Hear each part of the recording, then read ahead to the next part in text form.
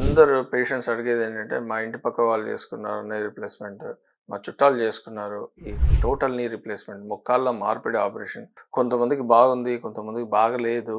ఇది సక్సెస్‌ఫుల్ సర్జరీయేనా? కాదా? అని ఇవన్నీ ప్రశ్నలు, బోలెడు ప్రశ్నలు. సో, వీటన్నిటికి ఒక సూటిగా ఒకటే సమాధానం. So, Indian scenario is different from abroad. అంటే చాలా వరకేంటంటే, ఇండియాలో సైన్స్ గురించి మనం ప్రస్తావన తీసుకొస్తే వాళ్ళకి మ్యాజిక్ కావాలి.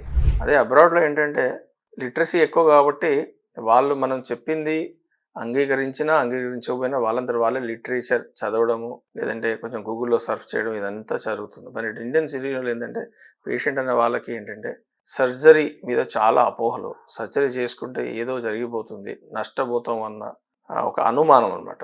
సో, ఇండియన్ సినారియోలో వాళ్ళకి లాజిక్ అవసరం లేదు. మ్యాజిక్ కావాలి.